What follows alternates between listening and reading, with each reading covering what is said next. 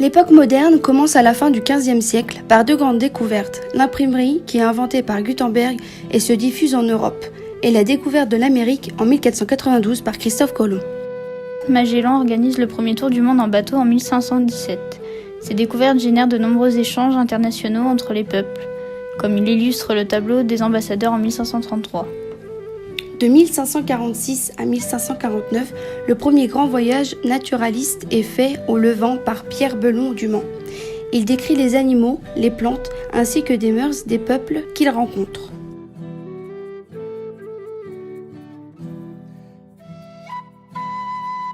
La période de la Renaissance commence en France en 1515 avec le règne de François Ier. Durant les guerres d'Italie, s'illustrent de grands militaires comme le chevalier Bayard, sans peur et sans reproche, ou Guillaume du Bellay, dont le tombeau orne la cathédrale du Mans. François Ier découvre l'art italien de Raphaël et Michel-Ange et se lie d'amitié avec Léonard de Vinci qui invite à rejoindre sa cour en France.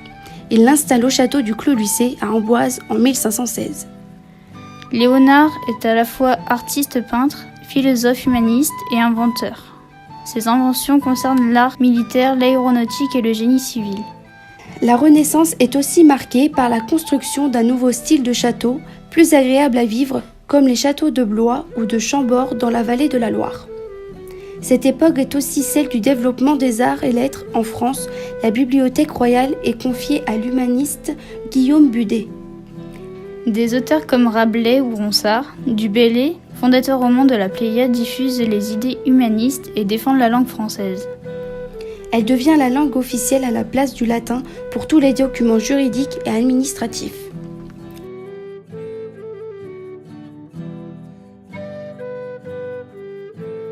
Ambroise Paré de Laval, médecin du roi et des champs de bataille, est considéré comme le père de la chirurgie moderne.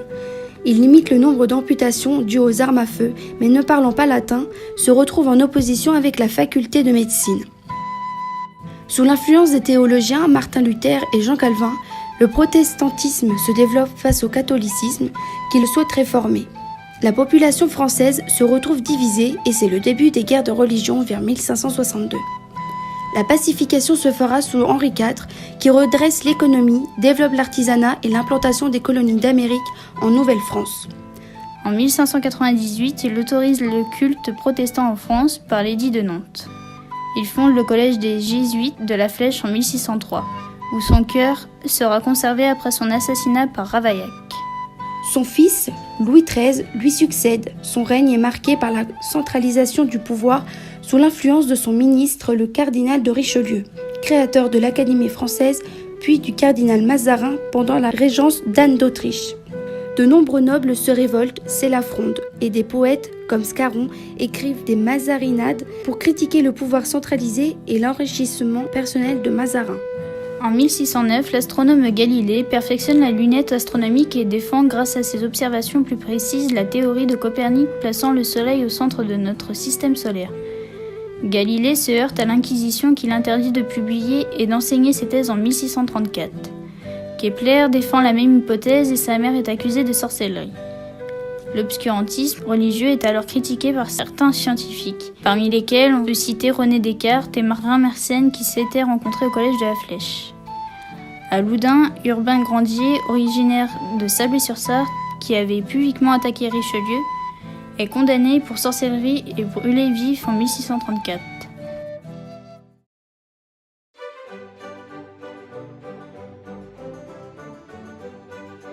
La centralisation du pouvoir est renforcée sous Louis XIV, on parle alors de monarchie absolue.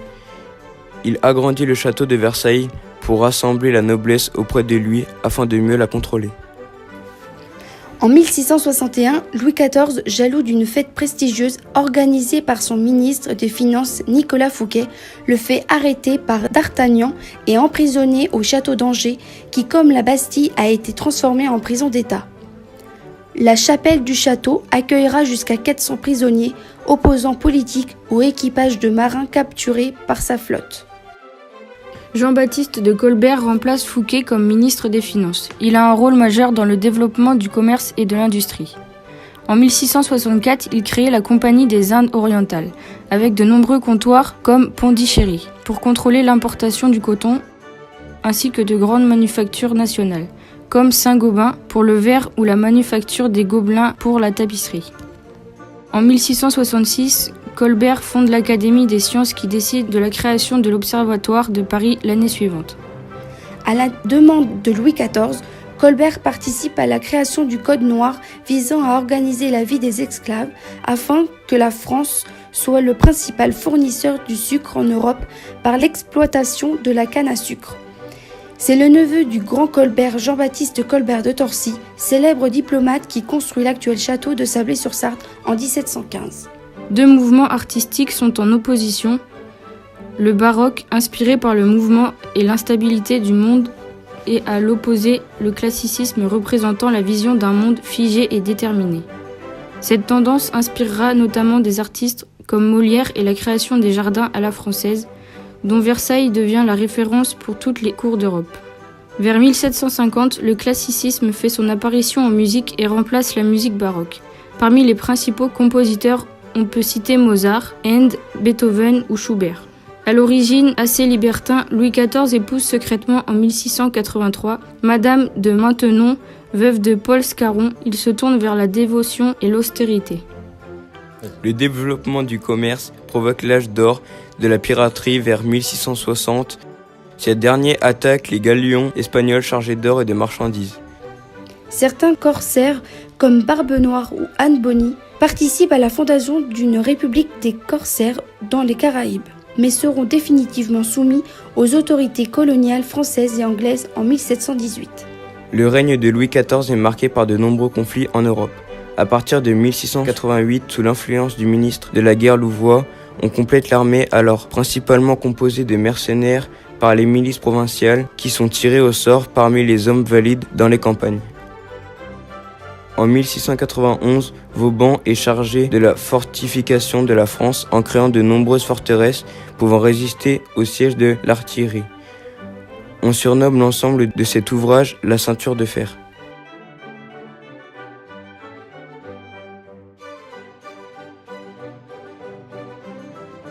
En découvrant les lois de la gravitation en 1687, Isaac Newton confirme les hypothèses de Kepler et de Galilée, mais l'héliocentrisme ne sera totalement démontré qu'en 1727. À partir de la mort de Louis XIV en 1715, un nouveau courant littéraire et culturel se diffuse en Europe appelé « siècle des Lumières ». Il encourage la science face à l'obscurantisme et aux abus des religions et des États. En France, Voltaire, Montesquieu et Rousseau en sont les porte-paroles.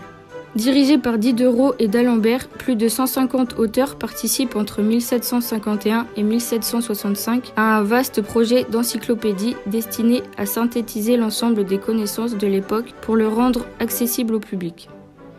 Ce projet devient le fer de lance de la philosophie des Lumières, prônant l'amour de la science, la tolérance, luttant contre l'absolutisme politique, religieux et l'esclavage. Les jésuites tenteront alors vainement de la faire interdire. Le 14 juillet 1789, la Bastille, symbole de l'autorité du pouvoir royal et des emprisonnements arbitraires, est prise d'assaut par le peuple de Paris lors des États généraux. Cet événement inaugure la Révolution française, la fin provisoire de la monarchie, la fin de l'époque moderne et le début de l'époque contemporaine.